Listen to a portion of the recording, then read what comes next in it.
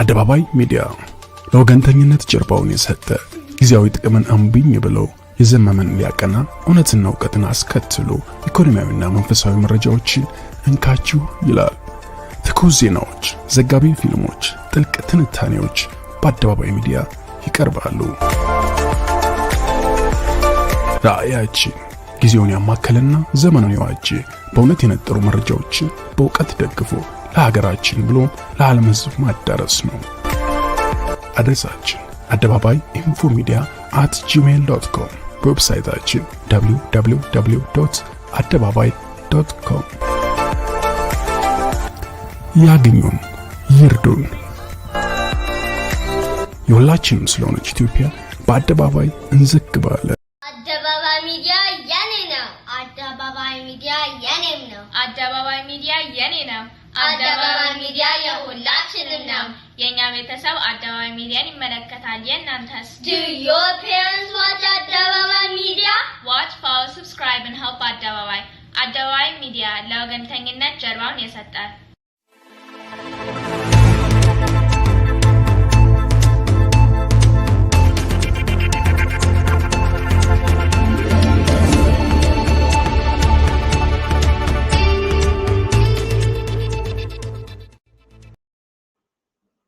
እንደምን ዋላችሁ እንደምን አደራችሁ ውድ የአደባባይ ሚዲያ ቤተሰቦች ተመልካቾች እንኳን ለዚህ ለቅዳሜ ቀን አደረሳችሁ እላችኋለሁ።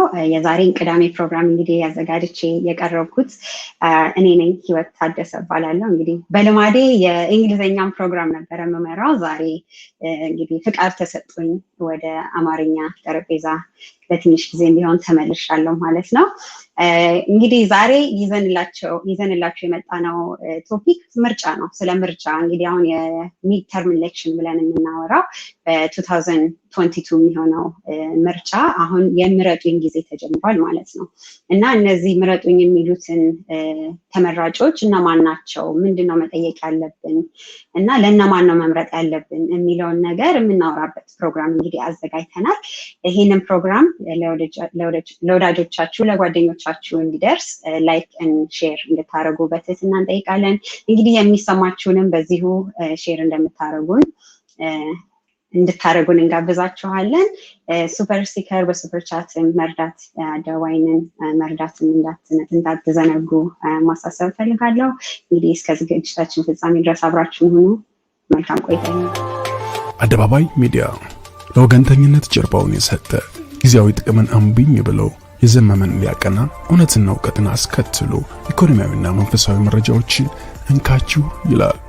ትኩስ ዜናዎች፣ ዘጋቢ ፊልሞች፣ ጥልቅ ትንታኔዎች በአደባባይ ሚዲያ ይቀርባሉ። ራእያችን ጊዜውን ያማከለና ዘመኑን የዋጀ በእውነት የነጠሩ መረጃዎችን በእውቀት ደግፎ ለሀገራችን ብሎ ለዓለም ሕዝብ ማዳረስ ነው። አድሬሳችን አደባባይ info@gmail.com፣ በዌብሳይታችን www.adebabai.com። ያግኙን፣ ይርዱን። የሁላችንም ስለሆነች ኢትዮጵያ በአደባባይ እንዘግባለን። አደባባይ ሚዲያ።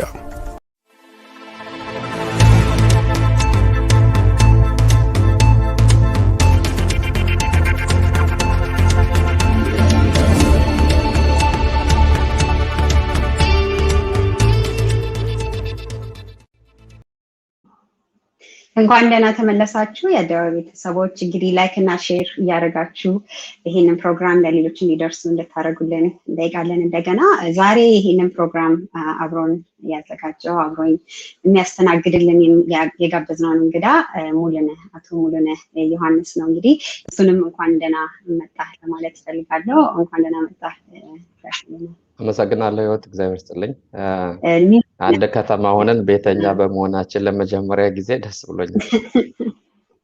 በጣም እንግዲህ ዋሽንግተን ብዙ ሰው አለውና ለመገናኘት ብዙም ባንችልም አትሊስት በአደባባይም ስላየው ደስ ብሎኛል። እንኳን ደህና መጣ። መልካም፣ አመሰግናለሁ። እንግዲህ የዛሬውን ፕሮግራም ብዙን በደንብ አድርገህ ያዘጋጀህልን አንተ ነህና ይሄንን ፕሮግራም ለማዘጋጀት ምንድን ያነሳሳህና ለምንድን ነው ይሄ ፕሮግራም ያስፈልጋል ብለህ የምታስበው ለኛ ኮሚኒቲ? አመሰግናለሁ በድጋሚ የዛሬው ፕሮግራም እንዲዘጋጅ መነሻ የሆኑ እዚህ ዋሽንግተን ስቴት እኛ የምንኖርበት የሚኖሩ ኢትዮጵያውያን ናቸው። ሀገራቸውን የሚወዱ ሀገራቸው ጉዳይ የሚቆረቆራቸው ዛሬ የምናቀርባቸው ልዩ እንግዳ ይኖሩናል። ላይፍ ጆንሰን ይባላሉ። በኖርዘርን ሲያትል ኤሪያ እንግዲህ በኋላ ዝርዝር ስንገባ ስለምናወራ እንዲሁ ለተመልካቾች ባጭሩ ግን በኤቨረት ሊኑድ እና በሚል ክሪክ ወደዛ አካባቢ ያለውን ወደ አይላንድ አካባቢ ያለውን ወክለው ዲስትሪክት 2 ይባላል። በዚህ ሀገር የተወካዮች ምክር ቤት እጩ ተፎካካሪ ሆነው ነው የቀረቡት። ሪፐብሊካን ናቸው።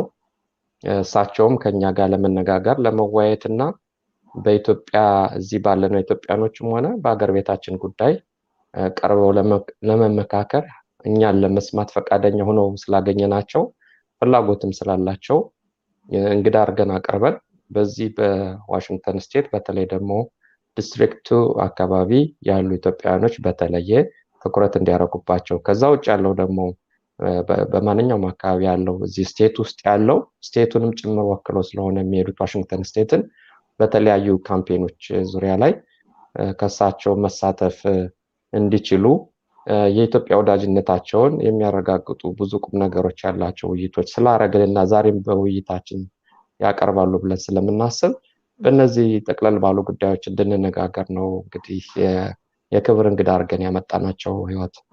በጣም ጥሩ በጣም እናመሰግናለን። እንግዲህ እንደተለመደው መላክ ሄዶን ያስለመዱት ነገር ስላለ ቀደም ብለው የገቡትንም የአደባባይ ሚዲያ ተመልካቾች እንደምን ዋላችሁ ብንል ትንሽ ጊዜ ወስደን ምን ይመስልሃል ሙሉና?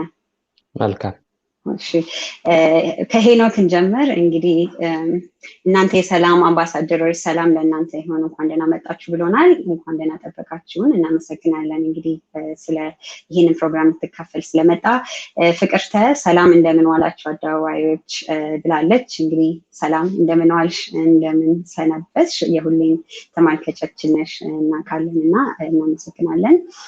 ስንታየው እንጠብቃችኋለን በሰላም ግቡልን ብለውናል። እንግዲህ እናመሰግናለን ስለጠበቃችሁን።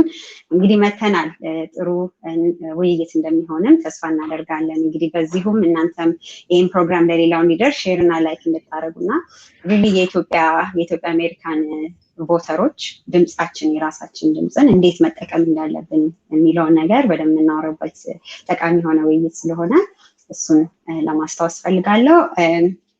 ወይንሸት እንግዲህ እንደተለመደው እናመሰግናለን ዛሬም ጆይን ስላደረግሽን። ሰላም አደባባዮች እንዲሁም የአደባባይ ቤተሰቦች እንደምናመሻችሁ ላይክ ሼር እናደርግ ብላለች። እንግዲህ አምሹር ሌሎችም ይሄንን ይቀበላሉ። ማርያም እናቴ ነሽ ሰላም አደባባዮች እንደምን ዋላችሁ ብላናለች። እንግዲህ ሰላም ለሁላችን ይሁን፣ ሰላም ላንቺ ይሁን። እንደምን ውለሻል? ሀገር የኢትዮጵያ አደባባዮች እንደምን አላችሁ? እግዚአብሔር ይመስገን እንጠብቃችኋለን ብለዋል። እናቱ ሰላም እንዴት ናችሁ ብለውናል። እንግዲህ ደስ ይላል የሰላምታ መልእክት ማንበብ። ሰላሙ ለሁላችን ይሁን፣ እግዚአብሔር ኢትዮጵያን ሀገራችን ይጠብቅልን፣ አሜን እንላለን። እንግዲህ አሜን። እንግዲህ እንግዳችንን ብንጋብዝ አሁን አንድ ነገር ግን መጠየቅ እፈልጋለሁ። ይሄ የአማርኛ ፕሮግራም ዝግጅት ነው። እንግዲህ ግን ያው የምንጋብዘው ሰው የዚህ ሀገር ሰው ስለሆነ ቋንቋውን ስለማይችልም እኛም እዚህ ስለኖርን ቦት የምናደርግላቸውም ሰዎች እንግሊዝኛ ተናጋሪዎች ስለሚሆኑ ለትንሽ ጊዜ እንግዲህ ወደ እንግሊዝኛ እንድንቀይረው ይፈቀድልን ብለን ማስፈቀድ እፈልጋለሁ ከተመልካቾቻችን። በዚሁ እንግዳችንን ትጋብዘን። እሺ welcome Leif Johnson, and thank you for joining us today to have this important conversation with us and our community about what you stand for and what we should look forward to. So thank you. Well, thank you very much for having me. Yeah, absolutely. To start off, could you tell us a bit about who Leif Johnson is and where you grew up and what your interests are? Well, Leif Johnson was a tool and die maker, and then I went to school to become an engineer. And my whole world has been making things much more efficient. Now I'm going to take those skills to DC because we need to get back to the people driving the government instead of the government telling the people what they're going to do. And this isn't the America I grew up in, and I want to change it. Short and sweet. I like that. Have you always been a Republican, and why are you a Republican? I've always been a conservative. I didn't have a name for it for the longest time, and then at about 18 years old, I started reading a bunch of history books, and that's when I found out, it's like, well, I'm much more conservative, and the Republican Party is where the conservatives live. Well, they should, that's where all of them should be living. And I am really grateful that I live in a country where a guy who grew up without electricity and running water up in northern Wisconsin can run for Congress and represent the people in your district. I love that. When you're talking about conservatism, Johannes, if you can add on this, Muluna, if you can add on this as well.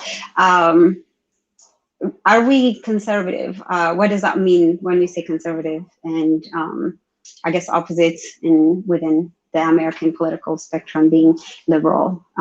What is really the difference? And not within our community as well, Muluna, from what you notice in your community work, which way do we tend to lean towards?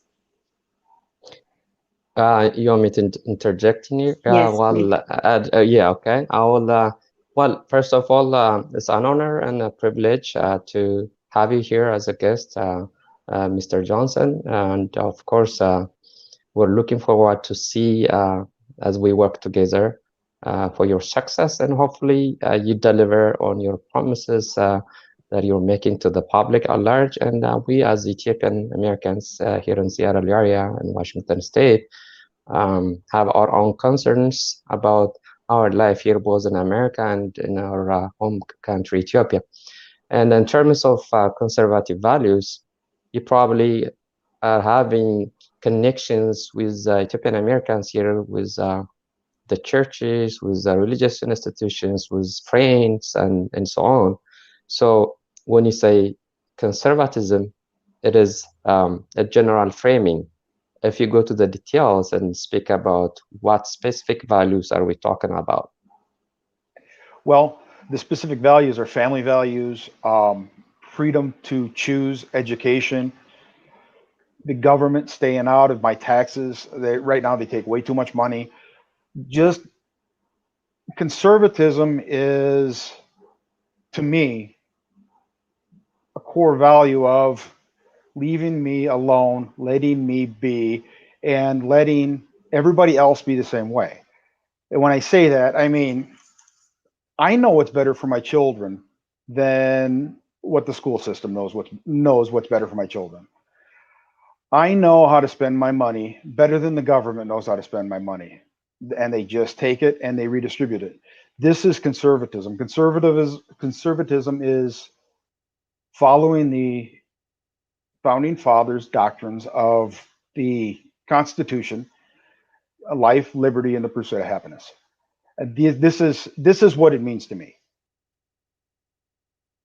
If Hiwot allows me, just to add up one aspect of it, which is the social values, the societal values that we, people tend to designate it as conservative values in terms of religious freedom, in terms of the separation of religion and other aspects of life. For example, when I spoke with you before, you highlighted something that I feel is connected as a father of two, that is our kids are going to school to learn about science and maths, nothing else. They are not there for to impose upon them to sell ideology and stuff like that. So can you elaborate that a little bit? Yes. The schools shouldn't be teaching our children sex education, especially the weird sex education that they're pushing now at a much younger age. That's not the school's place. That's the parents' place. If my kids decided they wanted to pray in school, it's up to them. I'm not saying that the schools should impose upon them prayer time, but let them be. If they take a Bible or a Quran to school, there's nothing wrong with this. Right now, the schools don't want that. They're imposing upon our children in all kinds of ways. And I really want to make sure that we get this taken care of. I'm watching the school board elections right now. This is huge. All of a sudden, most of us have kept our head down and out of politics, and we've had this far left encroachment into our school systems, and now all the school boards are a battleground. It's a huge battleground. I'm watching this all over the place. They want to stop teaching the LGBT agenda to our kids. This is what's happening, and this is where I've decided I needed to run. Yeah, I think to just add on to that too, here we live in Washington, so just to speak on what's happening in Washington, and within the last election, we had this bill passed, a referendum passed that was called comprehensive sexual education. However, I think when we're looking at it from a deeper, like what exactly is it doing? Because at surface level, it sounds fine. Yes, teach kids some basic things that they need to know about safety and protection and all that stuff. But this is really sex education, and it's the way it's written. It's going to start from a kindergarten level.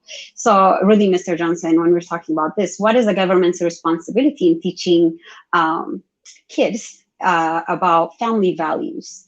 And where do you think is a place for the government, and where do you think is a place for the family to be able to pass their own values on to their kids? It is not the government's place to teach your kids values. This is what the church is and the parents are for. That you want to make sure that your children are raised to the values you were raised to. And you want to make sure your children are raised to a religious value that you subscribe to. This is not going on right now in the school systems. They're teaching our children obscene sex in young ages, and it's stuff I didn't know about until I was well older. Now we get, and this is the. Let me be really clear. We need to make sure that we control the politicians the way it was intended to be. Politicians are not supposed to be in there for life. They're not supposed to be telling us what to do. They're supposed to represent us. The American form of government is we, the people, send representatives to DC, to the city councils, to the school boards to represent our values, not create new legislation that is outside of what our values are. And we have gotten so far off of this track that we need to get back to it. Yeah. I think Muluna will back me up on this as well when we're to just kind of stay in education for a little bit. Something that our community that we see is we're not able to send our kids to the school that we want to, right? We may not live in the richest areas, but we can drive our kids to the better schools so our kids could get better education, even though we may not be able to offer private education because it's mostly $30,000, $40,000. Not a lot of people have that laying around. So Muluna, how do you see that affecting our community? And then after that, Mr. Johnson, how do you see that in the form of policy, and what do you support, and what should we care about these kind of policies? Thank you. I'm not the candidate here, so I'm going to push everything to our candidate here. So that's my escape. But I want to add up a couple of things. One is the education system, that with the public school as we know it is one aspect of school system we have in place, and also there is the private school system. And I feel like there is a huge gap between public school and private school. And I wouldn't argue to say, there should be only one school system. That would be just very ideal, I guess. For now, what I want your comment about is, how do you see to narrow the gap of the privileged, the very privileged, and the ones who are less privileged to have high premium payment that buys them better education in terms of class size, in terms of material, and all that. So how would you propose or how do you see it that underprivileged kids can have as competitively better education that they get from the schools, like in terms of school size and so on? School choice, school vouchers. If we had choices to send our kids to a better school, or you drive them there, you don't have to bus them. But if we have these choices, all of a sudden it creates a free market competition in the school system. It's going to force the other schools to get better. Rising tides raise all ships.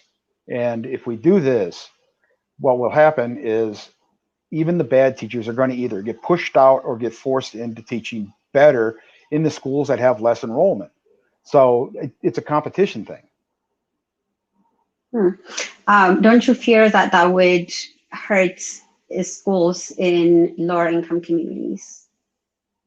I don't. I don't think it'll help. It'll hurt them because they have the same money funding that most of these other schools do. As I've gotten older, I've watched my property taxes go up and up and up, and they keep saying these property taxes are because we got to get more money for the teachers and for the schools. We're spending an obscene amount of money per student in the public education system, because if you start to look at it, it's the people that are retired are still paying these taxes. So we need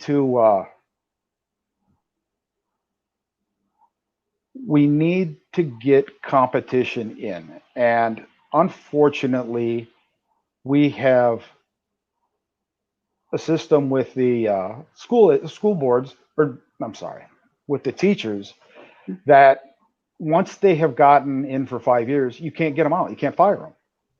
That's non-competition. So as we're talking about this being just an issue for the lower income schools, I really think that they're going to end up getting better teachers, because we would end up with a competent. Oh, excuse me. I'm a little nervous. I haven't done a lot of TV. So. Not a problem. This is a friendly platform. So please take your time and go for it. Yeah. But no, I have the option to send my kids to any school. When I lived in Texas, and I lived in Texas for a little while, they had a charter school system where if this school had a better band or a better trade education system, I could choose to send my kids over to this school. It worked out really well. And we ended up having schools that kind of specialized in stuff. And it made a lot of sense, because it cost a lot of money to have a machine shop or a really good band or a really good football team. And what ended up happening is each one of these schools ended up having more kids come in that would try to learn the trades or try to learn the bands. And I think this is what you're going to see if we get into a charter system or a school choice system or a voucher system in the state of Washington. Thank you for your answer. Mulana, do you have anything you want to add to this? Well, honestly, I feel like we can probably have a follow-up discussion about specific topics. This is more of an introduction setting that we want to make sure we establish as a society, as a community, a relationship with candidates, and it's very essential for them to introduce themselves, and also we want to make sure that they do also hear us, listen to our concerns, and hopefully work together as we move up to general election and so on. So now I like myself to be more specific about Mr. Johnson and his relationship with the Ethiopian community here, and his views on some pertinent issues that we have as a nation in Ethiopia, and our background is in Ethiopia. Obviously, a lot of our families are there, and there is something cooking here in Washington at the White House that is affecting our people. So we want to talk about that too, if he what permits, and I can pause it. Absolutely. I was actually going to move towards really Ethiopia as Ethiopian Americans, and especially with what's going on right now in Ethiopia. We feel like a lot of the Ethiopian American community spend a lot of time making sure that the Democratic Party was elected in the last election, and we feel like we've been betrayed.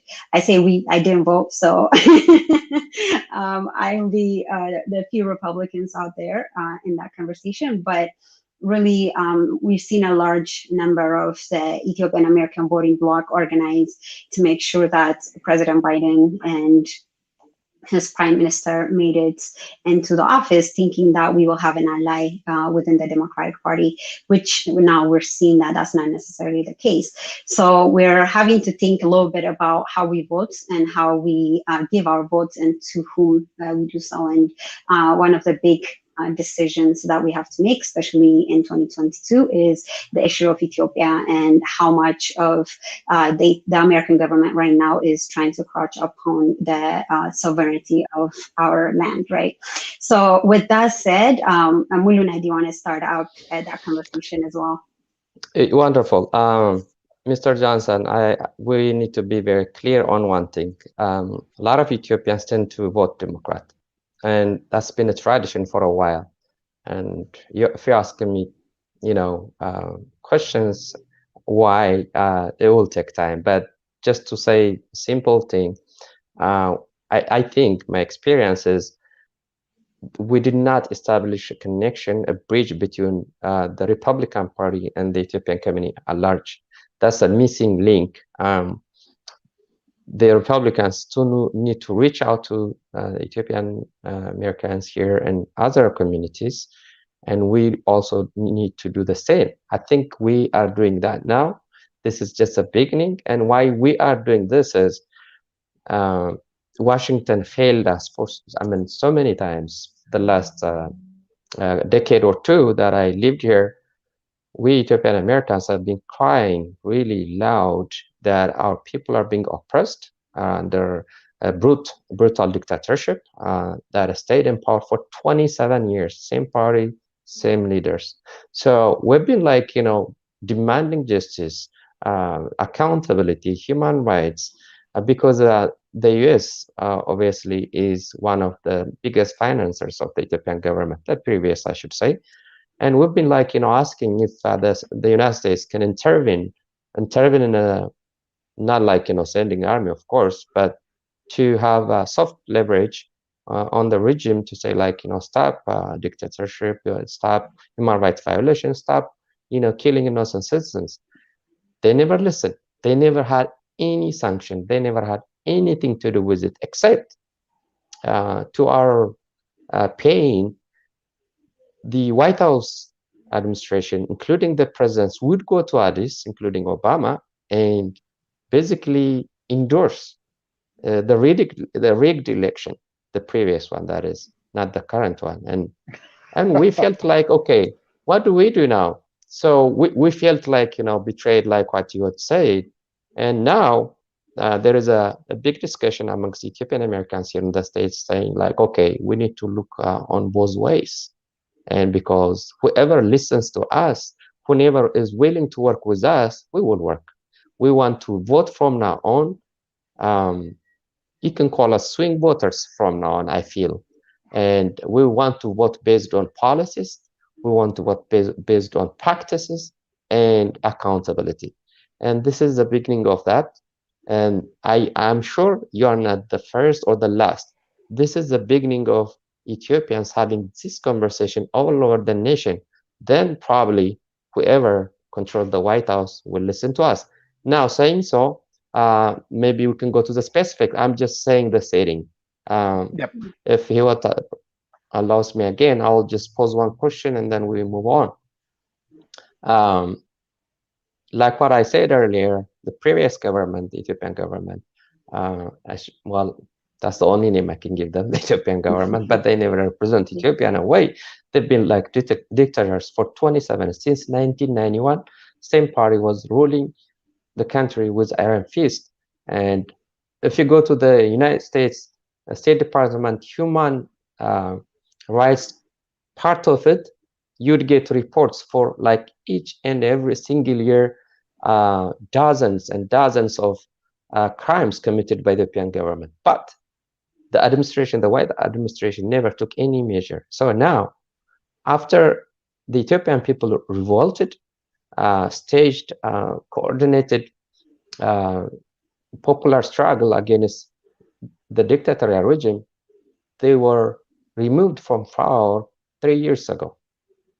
And this specific group that controlled the country, called TPLF, the Tigray People Liberation Front, you probably know that. Yep. They had to retreat to a specific area of the country called Tigray. They retreated there. The federal government didn't do nothing about it. They were like being begged, being tried to work with the current government and settle issues peacefully.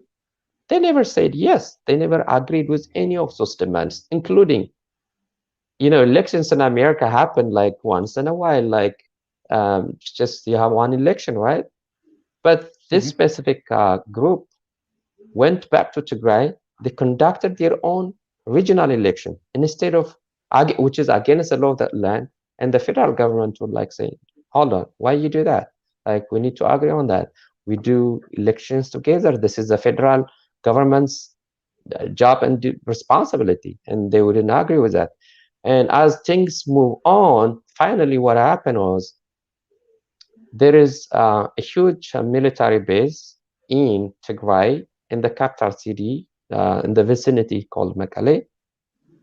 So this specific group, they built their own army. I told you they ruled the country for 27 years. So they had the chance, the opportunity to build their own army. They have the finance, they have the diplomatic relations, they have everything in power, including buying the international media. That's the only thing that I can say about the international media. And then they murdered the federal army soldiers while they were sleeping in their base. They took a huge percentage of the armaments. It's not only one base. They did that in many bases across Tigray. And the federal government had nothing but to be forced to take action. And then they did. So after all this happened, I'm just saying about the setting, the US, the White House administration is now siding with who? With TPLF, this murderous group. And the federal government is like saying, okay, hold on, they are designated terrorist organizations already by the state, by the country. But the US is like siding with them in so many ways that we can talk like in the follow-up discussion. So when you have this in the setting, when you know this as a representative of our district here in our state and district, will such kinds of behavior would bother you? What positions would you take?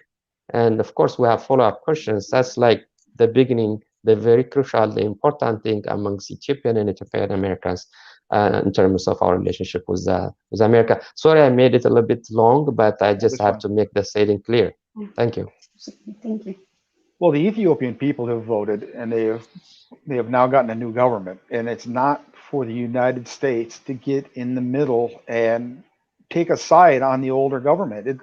This is ridiculous, and this is why Joe Biden actually put an executive order on Ethiopia, threatening you with like AGOA and stuff like this, threatening your positions with AGOA. This is one of the biggest problems with our government interfering every place with the foreign policy of sovereign nations. You are a sovereign nation, and I don't understand why we've gotten involved. We should be letting you handle it. This is the same thing that just you had with Blinken the other day, or Blinken, when he went after you guys with a tweet threatening you for firing people out of the UN. That is not Blinken's position. He doesn't need to be telling you who you can have working for you. Really, on foreign policy, you've handled your government, and now we need to stay out of it. I think to follow up as well, I know Ethiopia is a main issue here, but even looking at a lot of the countries, especially third world countries, that the United States seems to just jump in when they're not called, especially with a foreign policy in general. How would you handle information that is pushed onto your table to make sure that you have a balanced view and understanding? Because I see, for example, when we're looking at the different ideas and the different sides that people are presenting, it really takes time and dedication, dedication to a human being to say, okay, I'm looking at these two different ideas. Let me ask the questions to make sure that I understand this before I take the sides. So how are you going to make sure that when an idea or a different perspective about a country is presented to you, a country that you may not be familiar with, presented to you, how would you handle that? Well, I'm going to start talking to the representatives, especially like in this case, there's a large Ethiopian community in Washington. So if I don't understand it, and I've got two really good friends that are Ethiopian, and they've informed me on a lot of this stuff as it's been going along, including when Trump was beating on Ethiopia for the dam. Again, that wasn't our place. And what I'm going to do is I'm going to talk to the people in my community to find out what they know. And then we also have the intelligence community that can give you reports as well. But I need to know what the people want.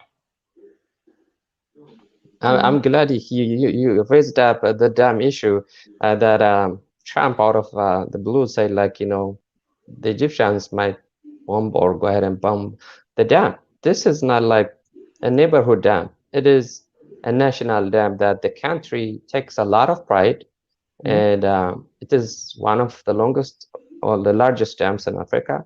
It is good for the environment.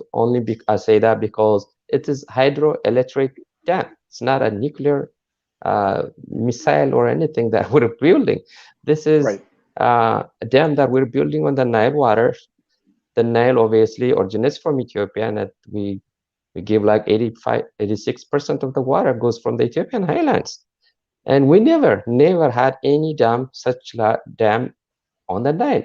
But the Egyptians, the Sudanese have been using the waters of the Nile for irrigation, big time. We don't. Now, if we're building this hydroelectric dam, the country will have twofolds of electricity power for its citizens. Mr. Johnson, I want you to know that as we speak now, about 60% of Ethiopians, or at least 55% of Ethiopians, don't have electricity access. Those people live in the very rural parts of the country. The majority of the Ethiopian population still lives in rural areas. And that's why our economy, about 85% of the economy, is based on agriculture. It's essential to have electricity power. We also need it for, say, industrialization, the service industry, and so on. And it's a green economy too. So why would the US, again, be biased and side with, say, Egypt and the Sudan and push Ethiopia to the corner? I mean, it's not only one single issue. And the relationship we have as a people with Americans is nothing positive. It's like, take the Peace Corps tradition, take our longest diplomatic relations that goes back 100 years plus. And considering all this positive relationship, I can add up on like wherever the United Nations with the US goes to peacekeeping missions, say in Korea and Congo, now in Southern North Sudan, and you name it, Ethiopia is there always. We're a peace-loving nation. We never cross anybody's border and attack anybody. We are just defending our country. We're just trying to be self-sufficient in our agriculture and so on. And why would the US take a position that is angering a huge part of the population, both here and back home? So what's your reflection on the dam and the things that I mentioned? I can't speak for why the federal government is doing it, is pushing on you guys now. It doesn't make any sense. Like I said, I think it's great, especially if you're an environmentalist. Even the left should be going, hey, look, there's no carbon footprint with this dam, and it's going to also stabilize the Nile for the rainy seasons, because you'll be able to release and and hold more water so you keep the flooding down. So I don't think there's a problem. And currently, if I recall, Egypt has 2 dams on the Nile. Am I correct, or is it just 1? I think they have dozens of dams. The majority being the Nasser Dam, the Aswan Dam. The Aswan Dam is the largest, I think, so far in Africa. But the Egyptians don't have any rain in the country. They 100% depend on the Nile water, so they cultivate all agricultural products from there, including water draining products. So yes, Egypt uses the Nile water for whatever they wish for, including sailing maybe to other countries. Yeah. So there you go. If they've already got the dams there and they've got reservoirs built up, so while you're filling, it's not a big deal. I do not understand the concerns. I think it's great that the Ethiopian people are building this dam, and I think it's going to be awesome to have the cheap hydropower all over the country. Yeah, absolutely. I love that. I think it also has a lot to do with who's a better ally. I feel like sometimes looking at what the foreign policy is with the United States, Mulone could correct me because you have more detail on this, but I feel like the United States is siding with Egypt, regardless of what the stat is, regardless of what the precaution is, because maybe right now Egypt may seem the better ally for whatever reason. And very irrational things that we're seeing. It doesn't really make sense. Like the United States have done this in many places, even within the United States, as far as sharing water that crosses borders, right? With Mexico, I know that they have a deal with Mexico as well. We have a deal with Mexico as well about how to manage water like that. So it really is, like you said, it's quite puzzling as far as why that's happening, and it's puzzling that they wanted to get in the middle of having to deal with this, especially that it went all the way to the UN Security Council to talk about this as if this is a security issue, and having the full support of the United States. And I think this is pushing a very unique anti-American sentiment within Ethiopians and Ethiopian Americans that we've never seen happen before. Mulone, if you have anything to add on this as well. Mr. Johnson, I'm sure this is a conversation, obviously.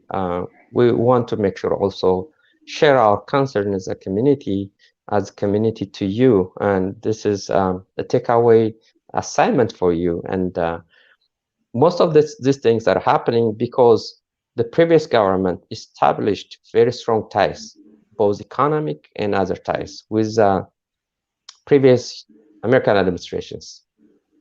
And what happens now is the Biden is an extension of those previous administrations. He also owns part of the group, the leadership, including the World Food Program chief, Samantha Power, take Susan Rice, take a lot of his very close allies and confidants. These very people were the ones who've been working with the previous Ethiopian government. They never listened to us. They never had any work on how to put the previous government being accountable to the misdeeds. And they actually laughed at us in several occasions by endorsing this election was won like 100%, which is the previous elections. And we Ethiopians were like dying on the streets. Our families were like being, incarcerated and so on. Now, these very same people are both in the White House, in the UN, and other places, critical decision-making places. They are the ones who are supposed to be neutral and give you, like when I say you, the general public, the Americans, one, and two, the politicians, both at the White House, and Congress and Senate. The reports these people are giving are one-sided, and it's based on their previous unethical work relationship they had with TPLF. Simply putting it, they are trying to extend the bloodline of the TPLF. They are blindly supporting and they are being partisan. And as a candidate to our own state and specific district 2, when you go to the Congress, how would you counter such unethical behavior that basically stands against the interest of the American state as a nation? America, I don't think benefits anything out of it. We want to have a positive relationship. We want to have peace. We want to be like, being I will stop here. Just your reflection on how you counter this attack against our people. Well, we have to remove the sanctions off of them, and get the politicians that are all on the military boards and the military committee and the foreign policy committee. They need to understand exactly what's going on over there. They need to get both sides, and I'm sure they've got this information. This is where when you were telling me this, and actually is my friends Juan, Rad, and Solomon had told me about the stuff that's been going on over there, I was at a loss on why they're doing what they're doing. What am I going to do? Well, I think we need to start reaching out. We've got boots on the ground in Ethiopia, and DC has a huge Ethiopian community. So they have people to talk to there that have family back home. What am I going to do? I'm going to reach out to my constituents and talk to them. That's what I have. That's the only thing I can do. If I don't know directly, I'm going to reach out to my constituents. And you have my phone number. You call me if you think I'm not doing what you want me to be doing. I love that. That's a perfect answer for me. I think really knowing that we have that as voters, we have that access, and we should use that access as well. Thank you for being open to us reaching out as well. And I think another issue that we want to bring up is AGOA and how, again, TPLF is trying to get that revoked from Ethiopia with human rights abuse kind of excuse, I guess, looking at that and how that's affecting really the poor within Ethiopia. It's not really going to be affecting the government per se, or Prime Minister Abiy as what they're wanting to do. What do you see the value of Ethiopia staying in AGOA is for you and for as elected representative for our community and our constituents? What does that mean to you, and how are you going to make sure that these kind of benefits that Ethiopia has and the connections that this creates with the American people and with Ethiopian people as well? Well, AGOA is a great trade policy right now. It keeps the prices down from right now.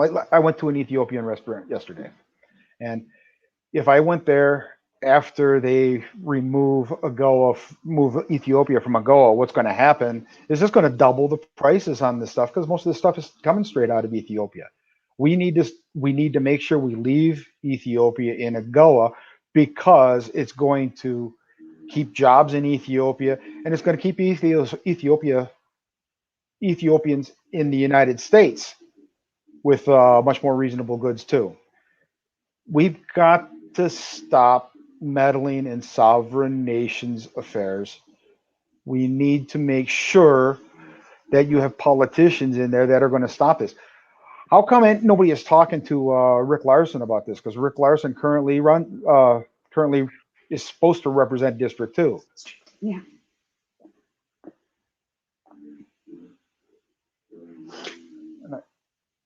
Did you get disconnected? Oh yeah. I know Rick Larson represents District 2, and I've seen him trying to do some work, or I guess ask questions about what's happening in Tigray and such, but I don't necessarily think there's a drive for it just yet. I think that might be a conversation that we also might need to have with him again, because he's, I'm pretty sure, going to run for re-election, and we need to know what his position is, because right now it's not really clear to me. I try to see him follow up. It's not my district, but I did try to see what he's been up to as far as these issues with Ethiopia, and I haven't seen much movement on that. So that's definitely something that we're going to reach out and talk to him about before the next election comes up. Mulana, if you have anything to add on that, I'll give you the floor as well.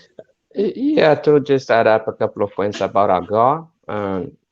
This AGOA thing is coming to fruition only until probably recently, the last few years for Ethiopians, because the formative years were trial and error, just work on progress. But now we're having strong connections, business relationships with many companies in Ethiopia.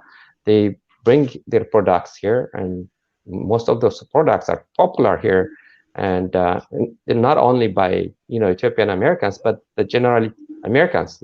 Go to any Ethiopian store or restaurant, you'll find ordinary Americans shopping, doing business, and all that. I mean, who can forget about coffee, for example? Ethiopia has the origin of coffee. I mean, I don't know, everybody by now probably knows that, Ethiopia, the connection between Ethiopia and coffee in America, obviously, and also other products, including the staple that we use, Tsewa'e, comes from Ethiopia. The leather and textile industries are also in big number business now amongst the AGOA products. And this is nothing but private businesses doing business with American people, period. Yep. It has nothing to do with the Ethiopian government. Prime Minister Abiy has no any business venture in America. He has nothing but political relationships, period. But now a certain lobby firm with the money the TPLF embezzled from us, from our people, is hired by TPLF to lobby against this thing, against AGOA, to remove Ethiopia from the AGOA list. This is insane. If you tell a certain ordinary American, it will be like a crazy idea, right? But they're still doing it. They're trying that. And now we Ethiopians are reaching out to representatives about this specific big business opportunity for Ethiopian business, and also Americans, by the way. There are a lot of American companies that build and are also building business relationships who are doing an amazing job in Ethiopia. And on this regard, I want to highlight both the Ethiopian government and as a people, we are so American friendly. I have to say, you go to Addis, you go to a certain Ethiopian town, on the business placards and names, you will find more American names than anything else. That tells you the positive vibe amongst the Ethiopian people to America. But the American administrations are doing the opposite. They're pushing the people away. This AGOA being one example.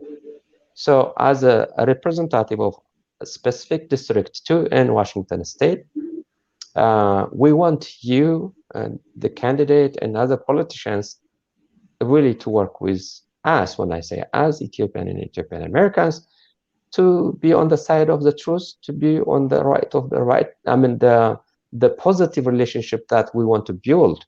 And this is an assignment for you and for others, of course. And this is one concern area we have here. Yeah.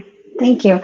I think it really, I like how you said, and also just that really the ability to strengthen the relationship between Ethiopia and the United States, minus the government, minus the politics, and really how we could help each other in business ventures and, the goods that come here from from Ethiopia and the culture that we bring into the diversity of this great nation, and being able to have that relationship, regardless of who's in power and who's running the government, is very important for us as Ethiopian Americans, and I'm sure that's very important for Americans as American citizens, and also for Ethiopians that live in Ethiopia, because there's that sense of uniting the world outside of the political realm, and that's very important for us as human beings, even to really see and experience each other's cultures and identities and who we are as people, minus the politics. I think what AGOA does, AGOA as a policy does that very well,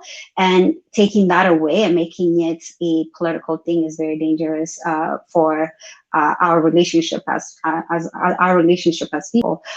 So coming back to what's been happening in Ethiopia in general, what do you feel about sanctions, especially what is qualified to be sanctioned, and what is the extent in which the United States as foreign policy should interfere into a sovereign nation's work and decisions, and when is it appropriate and when is it absolutely not appropriate? Is there even a time for where sanction would be okay or accepted? I think the only time we should be looking at sanctions would be right now, currently, with China and their human organ trafficking. This is, if you want sanctions, this is one of these things that need to be warranted sanction.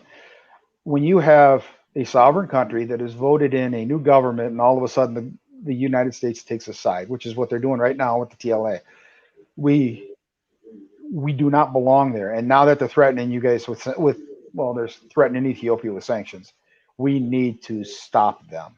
We have nation building in the United States for way too long, and this is why there's a lot of people that are unhappy with us. Our foreign policy has been to interfere in every country in the world, and we need to stop. And this is also due to our military-industrial complex. Eisenhower warned us of this when he was coming out of office. Beware of the military-industrial complex. Their best interest is to have wars all over the world. We need to be an olive branch instead of a hammer. I love that. Honestly, that is all the questions I have for you. Muluna, if you have any more questions that you want to make sure that we cover, I'll give you the floor. Oh, thank you, Hiwot, for making this possible. And it's been an honor, Mr. Johnson, to have this discussion with you. I'm sure this is the beginning, but I want you to have your reflections on how we, as the one constituent bloc, can build a relationship with your party, and how you see the future to be like. Take for example Atlanta, Georgia area, whereby the election was decided by a very narrow margin, and we have a large population there. The same with the Washington DC district area, whereby, if not mistaken, the biggest winning margin amongst Democrats was in that area, I think, if not the first one of them. And you take Seattle area, it's a growing Ethiopian American population, and so on. So how do you see, or what is your forecast between the relationship between us as a community and you as a Republican Party, because we haven't done so much work before?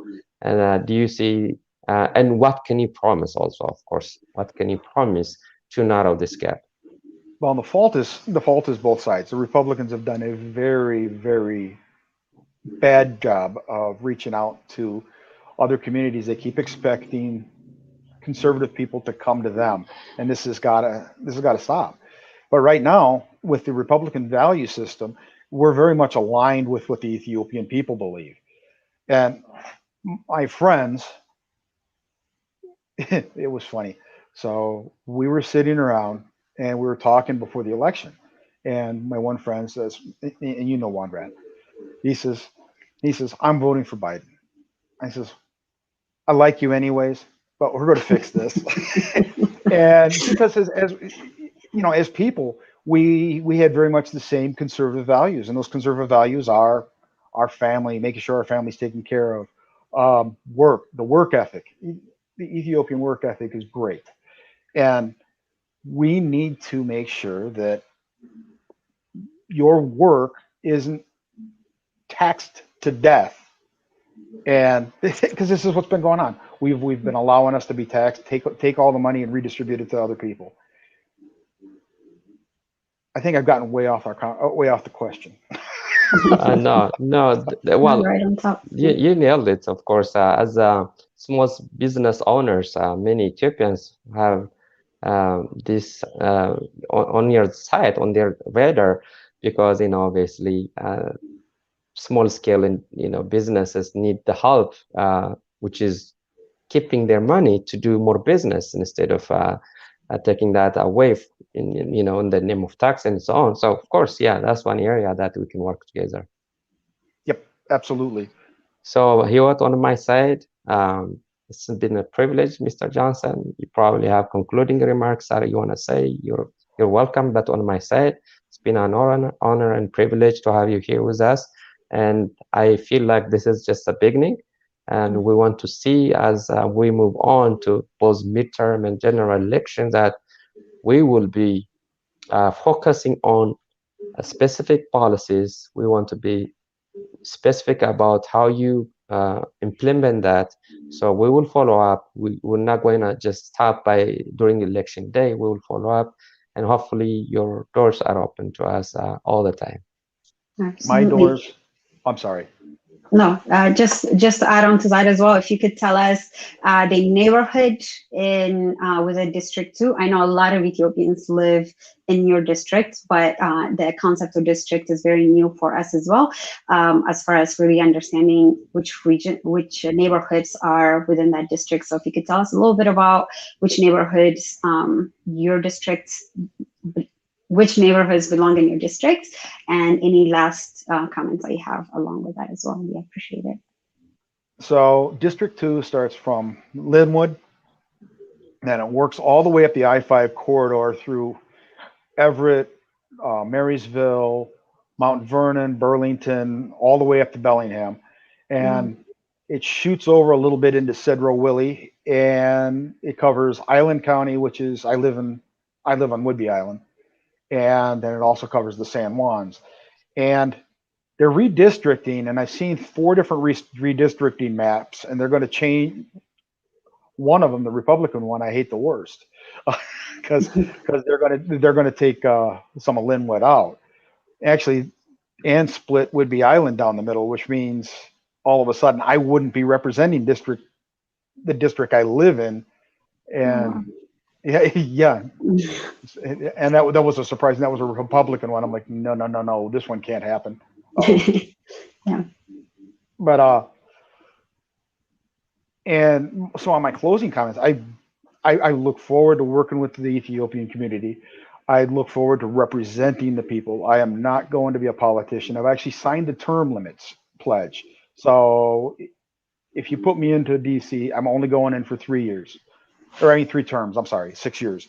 I actually know the Senate candidate, Tiffany Smiley, has signed the Senate term limits pledge. We need to get term limits because this is also another problem. Like Joe Biden's been in Washington for 47 years. 47 years, and it hasn't gotten any better. Rick Larson has been in there for 21. So all they do is learn how to be corrupt at a certain point.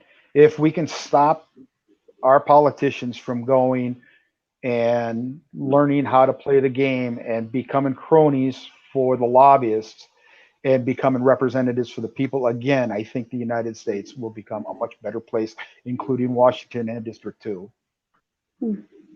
What we should probably have brought this up earlier. Sorry, Mr. Johnson.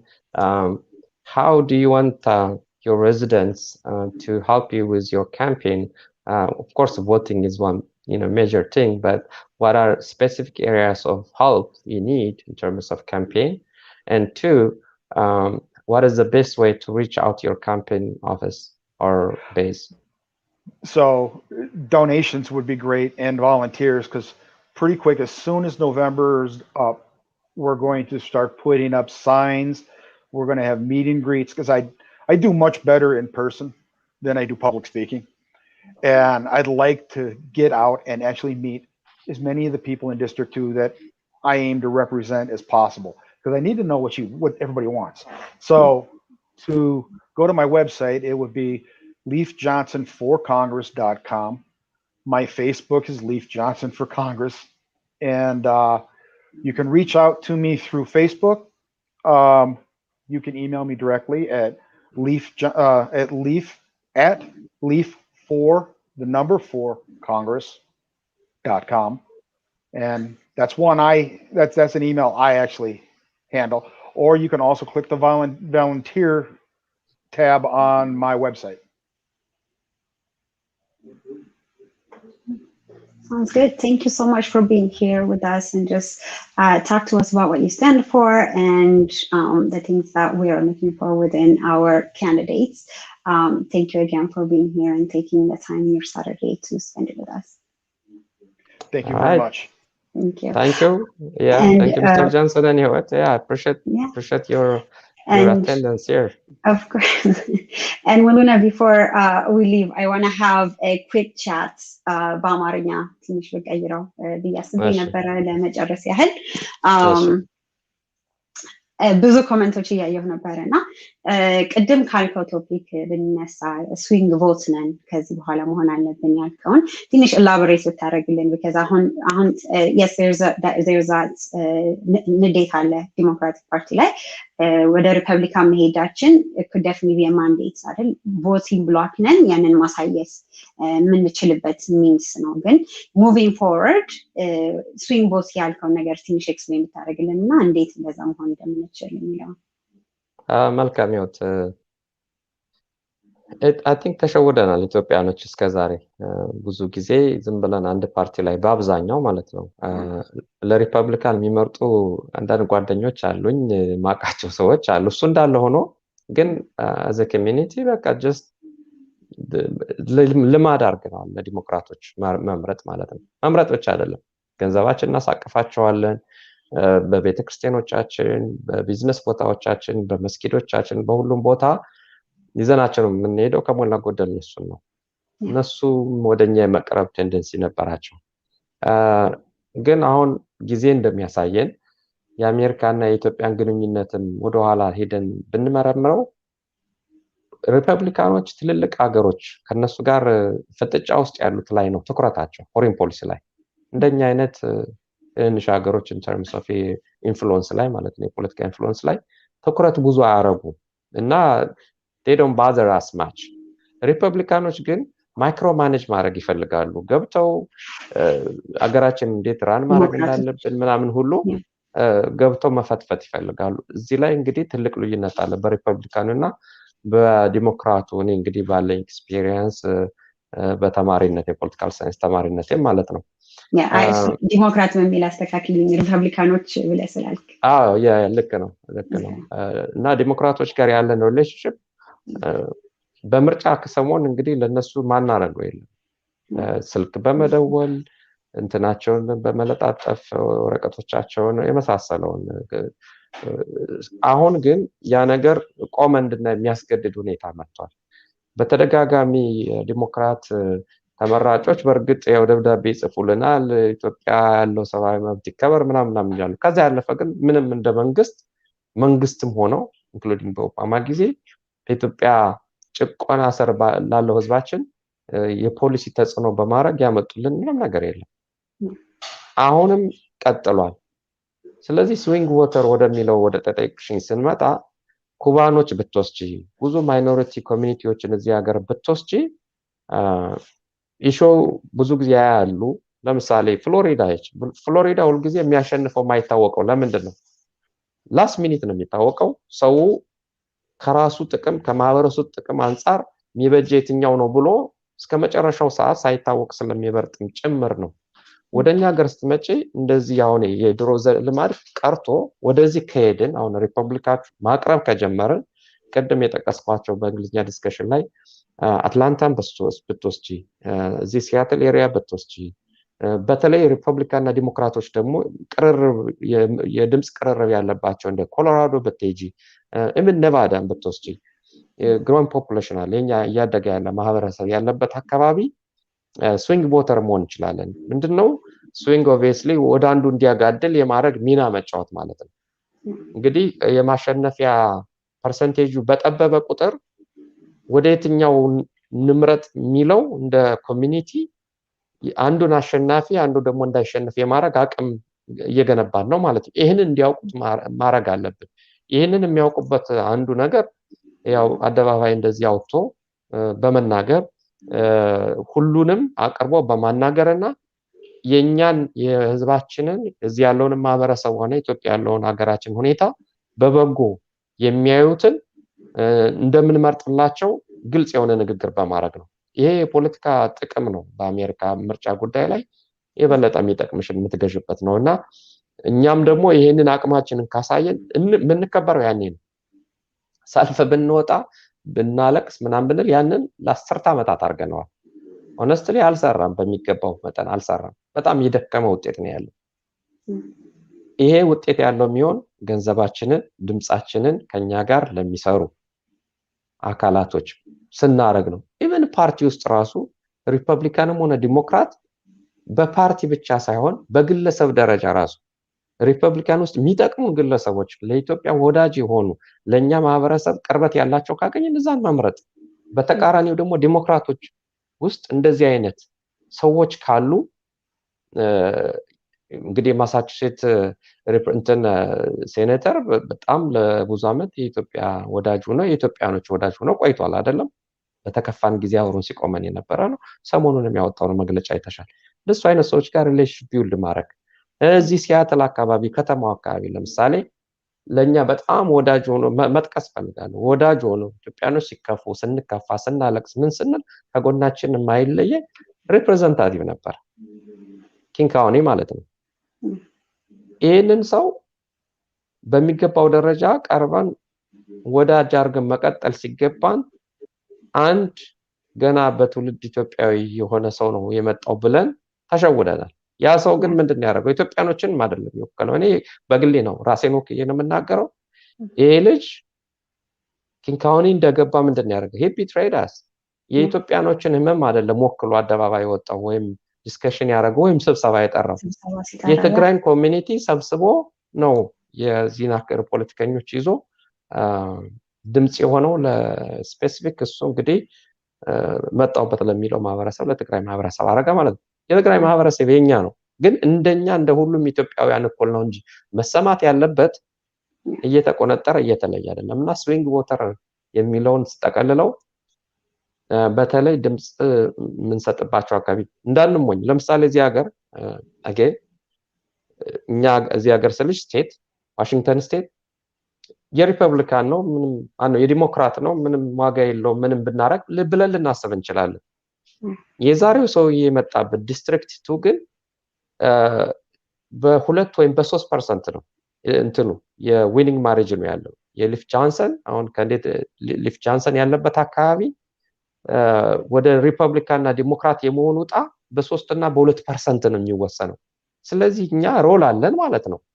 ቀላል አይደለም አንድ ሰው ከኛ ጋር የሚቆም ሰው ካገኘን ኮንግረስ ላይ በዚህ በስቴታችን እንዲሁም ይሄንን የቀጠልነው ከሄድን ሌሎች ስቴቶችም ያሉ ይሄን ተምሳሌት ካረጉት ውጤት አለው ሁለተኛ ዋሽንግተን ስቴትን በተወስጂ ህይወት ወደ ኢስት ስትሄጂ ማአት ሪፐብሊካን ቤዝ ያለው ሰው ከነሱ ጋር ቢውልድ ሪሌሽንሺፕ ማረግ ማለት ለኛ የሚጠቅሙ እስከሆነ ድረስ ይጠቅማል ማለት ነው ሌሎች ስቴትም ይሄን ተምሳሌት ቢወስዱትና እኛ ወሳኝ እነሱን ፖለቲከኞችን ባላንሳቸውን ለማሳጣት ወይም ደግሞ ከኛ ኢንተረስት ጋር የሚሄዱትን ለመደገፍ ሚና ያለንን ራሳችን አቆስሰን አኒ ይሄ ፖለቲካ አይደለም ይሄ አሁን የሁሉና ጉዳይ ሆኗል ህይወት አሁን ኢትዮጵያን እንደዚህ አንገቷን ፈጥርቆ መላወሻ ለማሳጣት ሳንክሽን ኢምፖዝ በማድረግ ምንም አይነት ግንኙነት ከአውሮፓውያኖች ጋር አውሮፓ ህብረት ጋር ወይም ከአውሮፓ ሀገሮች ጋር እንዳይኖር በተባበሩት መንግስታት ጽፈት ቤት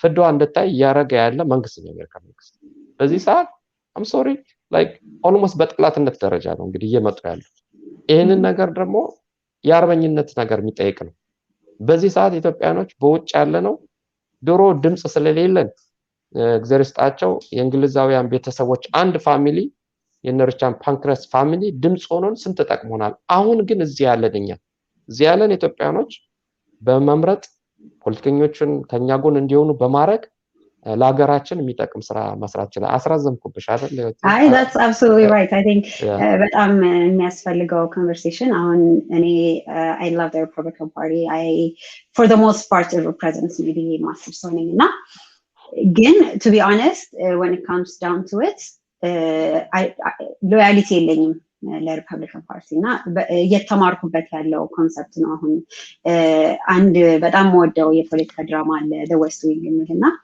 ይሄ ካምፔን የሚያደርግላቸው ካሊፎርኒያ በደንብ ካምፔን አድርጎ የሰጣቸውን ሰውዬ ጠሩትና ድጋሜ እንዴ በዚህ ዓመት አታስመርጠንም እንዴ አሉት። ለምን ነው ማስመርጣችሁ ዲሞክራቶች ነው እየጠየቃቸውና ይሄን አርገንልህ ባለፈው ጊዜ ይሉታል።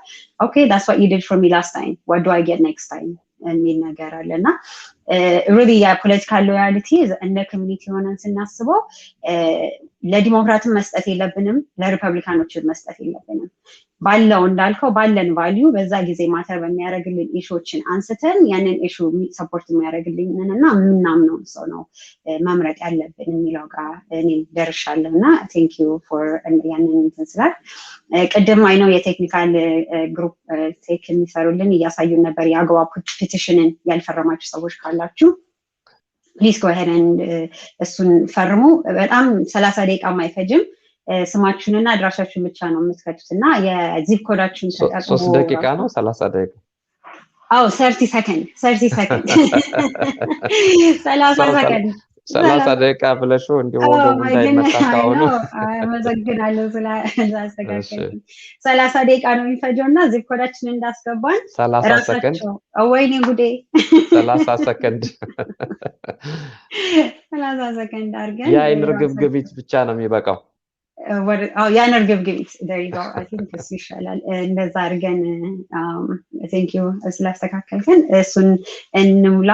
ያለውንም አሁን እንግዲህ ሌላ ካንዲዴትም ከአውሮራ በቀደም ኢንተርቪው ያደረግናት ልጅ አለች ሲቲ ካውንስለሯን እያደረገች ያለች አውሮራን ኮሎራዶ ውስጥ ሪፕሬዘንት አድርጋ እውነተኛ ኢትዮጵያዊ ነው ለኮሚኒቲያችን ምን ያስፈልጋል የሚለውን በደንብ አገናዝባ የምታውቅ ልጅ ናት። እሷንም ኢንተርቪው አድርገናታል። ትንሽ መለስ ብላችሁ ብታዩ ታገኟታላችሁ። ሀና ቦጋለ ትባላለች። ለእሷም የሚያስፈልገውን ነገር አይተን ማገዝ የምንችልበትን ስም መፈለግ አለብን ብዬ አምናለሁ። እንግዲህ ይሄው ነው ያለኝ ዛሬ። ሙሉነህ if you have last words የምትለው ካለ ላንተ ልስጥና እንዘጋለን ፕሮግራማችንን። አመሰግናለሁ። ቀደም ያልኩሽ ቃል መድገም ፈልጋለሁ። ይሄ የአርበኝነት ዘመን ነው። ኢትዮጵያኖች ለዘመናት የሀገራቸውን ነፃነት አንድነቷን አስጠብቀው ለመኖር ደማቸውን አፈሰው አጥንታቸውን ከስከሰው ከአቅማቸው በላይም የሆነ ነገር ተጋፍጠው አሁን ላለው ኩራትና አንገታችን ቀና ብለን የምንሄድበት ነገር ሰርተው አልፈዋል። ያ ትውልድ እነዚህ ትውልዶች አብዛኞቹ በባዶ እግራቸው በራፊ ጨርቅ የራሳቸውን ስንቅ ቋጥረው ነው ይሄንን ያደረጉት። ደሞዝ ሳይከፈላቸው ጡረታ ሳይከበርላቸው ነው ይሄንን ያደረጉት። የኛ ዘመን ደግሞ አርበኝነት ዘመኑ የሚጠይቀው ነገር ማድረግ ነው ብያምናለሁ። ዘመኑ የሚጠይቀው አርበኝነት ድምጽ መሆን ነው። ለምሳሌ እኛ በውጭ ያለን ኢትዮጵያኖች በሀገራችን እና በህዝባችን ላይ የመጣውን ያልተገባ ተጽዕኖ ያልተገባ ግፊት ኢፍታዊነት ኖ ልንለው ድምጽ ልንሆን ይገባል፣ ግድ ይለናል። በዚህ ጉዳይ ላይ ሙሉ ጊዜያችንን ሙሉ ገንዘባችንና ትኩረታችን መስጠት አለብን። ይሄ የፖለቲካ ድጋፍና የቅዋሜ ነገር አይደለም። ይሄ የህልውና ትግል የአርበኝነት ያልኩት ለዛ ነው። የህልውና በሀገራችን ህልውና ላይ የመጣ ነው። በትውልድ መጻኤ ትውልዱ እጣፋንታው ላይ ሁሉ ቁማር ለመጫወት ያሰፈሰፉ የቅርብና የሩቅ ጠላቶቻችን የተነሳሱበት ወቅት ነው። ይሄንን አሸንፈን መውጣት አለብን። በውጭ ያለን ኢትዮጵያኖች ዛሬ እንዳወራ ነው ከምርጫና መሰል ጉዳዮች ጋር በተጨማሪ በሚዲያ ጉዳይ ላይ በማንኛውም ለምሳሌ ትዊተር፣ ፌስቡክ፣ ዩቲዩብ ፎርማል ሚዲያዎች እነዚህ ሁሉ የላቢ ስራ የሁሉ ብዙ የሚሰራው ስራ ላይ በጣም ተሳታፊ መሆን አለብን። ይሄንን ለማድረግ ቀጣይ ስራ ለመስራት እኛ እዚህ ሲያትልና አካባቢ ያለ ነው የላቢውን ስራ በተቀናጀ ለመስራት መቻል አለብን። ሌሎች ስቴቶችም ይሄን ማድረግ አለባቸው። አይ ቲንክ ይሄን ነገር እናልፈዋለን። እኛ እውነት በእጃችን ነው፣ እግዚአብሔር ከኛ ጋር ነው ያምናለሁ። የተገፋን ህዝብ ነን። እንደማህበረሰብ ስንት ግፍ አሳልፈናል። አሁን አንገታችን ቀና ለማድረግ ስንፍጨረጨር፣ ለማደግ ስንፍጨረጨር፣ ውሃ ለመጠጣት መብራት ለማግኘት ስንፍጨረጨር፣ ህዝባችን ሰላሙን እንዲያገኝ አንድነቱ እንዲያጠነክር ስንፍጨረጨር ይህንን ገመድ ለመበጠስ ከመንገዳችን ለማደናቀፍ የሚመጡ ኃይሎችን በሙሉ በስማቸው ጠርተን ጠላት ነው ብለን ተጋፍጠን ማለፍ አለብን። ስራ እንስራ። ህይወት አመሰግናለሁ። እሺ እንግዲህ እኔም በጣም አመሰግናለሁ። በጣም ጥሩ የሆነ መልእክት ነው የቤት ስራ ነው የሰጠህን። እንግዲህ እሱን ለመፈጸም እግዚአብሔር ይፍቀድልን እላለሁ። እንግዲህ ይሄን ቅዳሜያችሁን ስፔን ከኛ ጋር ስለ ስፔን ስላደረጋችሁ በጣም እናመሰግናለን። እንግዲህ የሚስተር ላይፍ ጆንሰንን ፌስቡክ አሁን ስክሪኑ ላይ ታዩታላችሁ። ከዛ ላይ ወስዳችሁ ዶኔት ማድረግ የምትችሉ ዶኔት ማድረግ ትችላላችሁ። የፕራይመሪ ቮትም የሚኖርበት ጊዜ ይኖራል። ያንንም እየተከታተለን ፌስቡካችን ላይ ያንን ማድረግ እንችላለን። እና ደግሞ ሞር የምትፈልጉ ከሆነ ስለሱ ኢንፎርሜሽን እዛው ፌስቡክ ውስጥ ስትገቡ የዌብሳይቱን አድራሻም ታገኛላችሁ። ዌብሳይት ውስጥም ገብተን እንግዲህ ይሄ ሰውዬ ማን ነው ለእኛ ምን ይጠቅመናል የሚለውን አሁን አይተናል። የራሳችን ደግሞ አመዛዝነን የምንሰራው ስራ ይቀጥላል ማለት ነው። እኛም እንግዲህ እንደ አደባባይ ሚዲያ በዚሁ ፕሮሚስ አድርገን የምንገባው እንዲህ አይነቶቹን ካንዲዴቶች በተቻለ መጠን እያመጣን እናስተዋውቃለን እንላለን። እንግዲህ ለወደፊቱ በሱፐር ቻት እና ሱፐር ስቲከርስ ስላገዛችሁን በጣም እናመሰግናለን። ይህንን ፕሮግራም ላይክ ሼር እንድታደርጉ ሌሎችም እንዲያዩ እንዲህ አይነት ኮንቨርሴሽኖች በደንብ እንድንለምድ ከ2022 ረዥም ጊዜ ሊሆን ይመስል ይችላል፣ ግን አሁን የካምፔኑ አሁን ተጀምሯል፣ የምረጡ እንቅስቃሴው አሁን ተጀምሯል እና አሁን ጀምረን በደንብ ማን ነው የሚለውን ነገር ለማጥናት እንዲመቸን መከታተል እንጀምር። በየዲስትሪክታችን በየስቴታችን ያለው ሴኔተሮችም ሃውስ ኦፍ ሪፕሬዘንታቲቮች ሁሉም ይቀየራሉ፣ ሴኔተሮች የተወሰኑ የሚቀየሩ አሉ። እሱን አብረን እናያለን። እንግዲህ ሌላ የምለው ነገር የለም። እስካሁን ድረስ ጆይን እያደረጋችሁ በአደባባይ ሚዲያን እያገዛችሁ ያላችሁት በሜምበርሺፕ እየገዛችሁ ስላላችሁ ሰዎች እናመሰግናለን። ፎር ዞስ ፋሚሊየር ያልሆናችሁ እስካሁን የጆይን በትን አለ አደባባይ ሚዲያ ላይ ማገዝ የምትችሉ መንዝሊ ፔመንት የሆነ ነገር አለና እስካሁን የተወሰኑ ሰዎች አይተናል። እናመሰግናለን። ፍቅርተን አየን ሄዋን አዝዋው እግዚአብሔር ይስጥልን አደባባይ ሚዲያን ስለምታግዙ። ዘውዲቱ እናመሰግናለን። ዘውዱ ፊል ኢን ዘ ብላንክ እያደረኩ ነው ፋሚሊየር ስም ሲመጣ እና ሳጌ አይ ቲንክ ይቅርታ እንግዲህ ስም ካበላሸው እናመሰግናለን። አደባባይ ሚዲያን እየረዳችሁ ስላላችሁ እንግዲህ ሌሎቻችሁም በዚሁ እንድትተባበሩን እንጠይቃለን። እስከሚቀጥለው ጊዜ ፕሮግራማችን ሰኞ እስክንገናኝ ድረስ ሀገራችንን እግዚአብሔር በሰላም ይጠብቅልን፣ እኛንም መልካም ሳምንት እንዲሆንልን እመኛለሁ። ደህና ዋሉ። አሜን።